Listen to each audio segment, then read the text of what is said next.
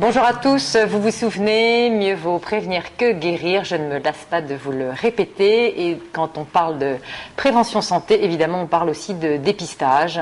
Or malheureusement on va parler aujourd'hui de diabète, et on sait qu'en France, environ 500 000 personnes ne savent pas qu'ils sont diabétiques, et ce serait mieux qu'ils le sachent puisqu'on va en parler aujourd'hui. C'est une maladie sournoise, une maladie importante, et on va en parler aujourd'hui avec notre invité. Bonjour, vous êtes... Bonjour. Docteur Daniel Guillaume, diabétologue, et le docteur Marcel Ichou, bonjour. Alors on va tout d'abord déjà comprendre un peu ce qu'est le diabète, puisque pour nos téléspectateurs, déjà expliquer qu'il y a deux formes de diabète, le diabète insulinodépendant et non insulinodépendant. Alors avant peut-être même de dire ça, c'est quoi le diabète? C'est un excès? Alors le diabète, c'est un excès de sucre en permanence dans le sang qui expose à des évolutions qui sont des complications malheureusement bien connues du public, qui sont toujours cette peur de devenir aveugle, cette peur d'être amputé, cette peur d'avoir des maladies du rein. Et en fait, l'intérêt de la prévention est de prendre cette maladie le plus tôt possible pour justement prévenir la survenue de ces complications. Peut-être pour faire le lien aussi, pour comprendre pourquoi on passe de diabète qui est un peu trop de sucre dans le sang à grandes complications qu'on redoute, qui sont effectivement la cécité, etc. Comment on passe de l'un à l'autre et comment, par quel mécanisme ça se fait? Alors juste avant cet excès de sucre, c'est l'insuline, puisque d'où le terme d'insulinodépendance, c'est l'insuline qui est en fait une hormone qui régule ça pour celui qui n'a pas la maladie, évidemment, de façon naturelle. Il y a deux types de diabète. Vous l'avez dit tout à l'heure, il y a le diabète de type 1, diabète insulinodépendant. Ça, c'est une maladie qui débute brutalement, comme un orage, chez un sujet jeune, qui est très brutal, qui s'installe d'un seul coup et qui en fait ne bougera plus, et toute la difficulté sera le suivi pendant toute la vie de ces personnes qui sont jeunes. Cette maladie est caractérisée par le manque en insuline. C'est-à-dire que l'insuline est une hormone indispensable à la vie, et si on ne donne pas cette insuline parce que ce diabète est une maladie caractérisée par la destruction des cellules qui fabriquent l'insuline, donc diabète insulinodépendant, donc la survie dépend de la présence d'insuline. Ce diabète donc est une maladie auto-immune avec fabrication d'anticorps qui vont détruire ces cellules, et donc ce sont des personnes qu'on doit traiter immédiatement par insuline. Alors pour expliquer ça au public plus simplement, parce que là vous avez utilisé des mots savants, on peut dire que le sucre doit être à un taux standard d'environ 1 gramme par litre. On le donne en millimoles aussi, mais c'est plus simple en grammes par litre, mais peu importe, il a un taux. Et cette régulation se fait par cette fameuse hormone qui est l'insuline, qui fait que le sucre reste dans le sang ou rentre dans la cellule. Bref, il y a un mécanisme de régulation. Le diabète, c'est quoi? C'est quand le mécanisme de régulation est déficient et que le taux dans le sang est trop élevé, en moyenne trop élevé. C'est ça qu'on appelle initialement le diabète. Ces causes après, elles peuvent être de deux types, ce que vient d'écrire notre invité.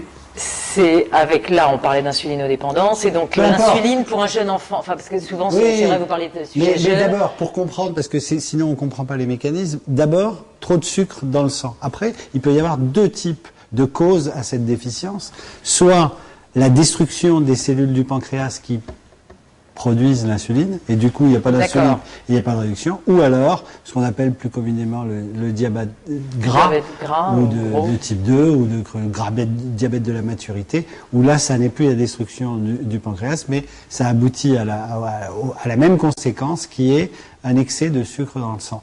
Et cet excès de sucre dans le sang crée des dysfonctionnements, des altérations de la paroi des artères, et notamment, et c'est pour ça il y a une explication, les artères de l'œil, les artères du rein, les artères du cœur, les artères des jambes, ce qui fait qu'on tombe sur les complications. Donc on voit bien que excès de sucre dans le sang, mauvaise régulation de deux types, mais ça crée les mêmes effets, et à la longue, après des années d'évolution, ça peut aller vers ces complications. Donc au départ c'est une maladie, somme toute, pas très grave, mais si on laisse ça évoluer, ça peut... Alors justement, on va faire le lien pour cette question-là. Ce n'est pas si simple. Non, excusez-moi. Non, mais vous avez parfaitement raison que ça n'est pas si simple. Sauf qu'on est obligé d'une simplification pour les gens qui nous écoutent. Mais la simplification, c'était bon. Diabète de type 1, insulinodépendant, il faut donner de l'insuline. La survie dépend de la présence de l'insuline. Et après, on gère la vie de ces patients pendant des années. Et c'est vrai que les complications sont liées à ce moment-là à la permanence de cette hyperglycémie. Mais on a très bien montré dans des grandes études aux États-Unis, enfin dans le continent nord-américain, c'est-à-dire au Mexique plus États-Unis plus Canada, ou en Angleterre, on a très très bien montré que le bon contrôle de la glycémie permet de prévenir la survenue des complications. Deuxièmement, vous avez le second type de diabète, qui est le diabète non insulino-dépendant. Vous avez parlé de diabète gras, diabète de type 2. Ça, c'est une maladie qui est complètement différente. C'est une maladie sournoise qui commence avant son début, comme le disait le professeur Jean. Donc, elle commence, on estime que tous les mécanismes sont en place entre 10 et 15 ans avant l'apparition du diabète. Et c'est là qu'il faut faire de la prévention. C'est là qu'il est important. Quasiment 10 ans, je répète, parce que c'est un chiffre important. 10 ans avant qu'elle n'apparaisse au moment de la prise de sang, en fait. On peut même faire des prises de sang. Au moment du diagnostic de diabète, au moment où on fait la mise en évidence de l'hyperglycémie, il y a déjà toute une maladie qui est en place et qui a évolué. Et c'est une maladie qui est essentiellement une maladie cardiovasculaire. C'est ce qu'on appelle le syndrome métabolique. Et c'est une maladie qui entraîne aussi bien des dérèglements du poids avec l'obésité, et surtout l'obésité abdominale, ou l'hyperglycémie, donc le diabète, ou des troubles des graisses du sang, c'est-à-dire cholestérol, triglycérides, ou encore l'hypertension artérielle. Vous avez parfaitement raison. La simplification est nécessaire pour les auditeurs. Ce qu'il faut comprendre, c'est que le fait d'avoir un peu de sucre dans le sang, j'emploie à dessein des termes grand public, est quand même un poison qui, à terme, peut entraîner des complications. C'est pas banal, et c'est ça qu'il faut retenir. Maintenant, vous avez parfaitement raison, ça s'inscrit dans une maladie beaucoup plus large, qui est une atteinte du système cardiovasculaire, et que vous avez parfaitement défini. Justement, sur ce diabète de type 2 sur lequel j'aimerais qu'on revienne, il y a celui où on supplémente en insuline, et puis il y a ce diabète de type 2, vous me coupez évidemment si j'ai moins bien compris. 9 diabétiques sur 10 en sont atteints, donc c'est vraiment la plus grande, c'est la majorité.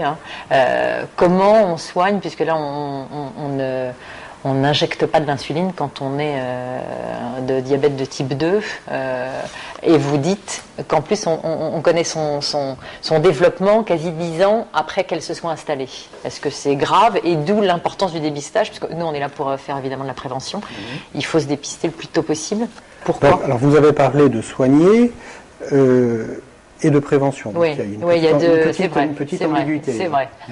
Donc, les médicaments maintenant pour soigner ce genre de maladie, on a 4 grandes familles qui sont maintenant bien connues. On a des nouveaux médicaments qui vont arriver, qui utilisent des mécanismes différents, d'autres systèmes hormonaux de notre corps. Dans les 5 à 10 ans, beaucoup de choses vont apparaître. Mais revenons à la situation actuelle, c'est-à-dire ce qui crée le plus de problèmes aux gens actuellement. On suspecte ce genre de diabète dans des familles où il y a déjà des antécédents de diabète. Donc si les grands-parents sont diabétiques, si les parents sont diabétiques, il faut faire de la prévention chez les enfants. Première étape. Et cette prévention chez les enfants, c'est essentiellement l'exercice physique.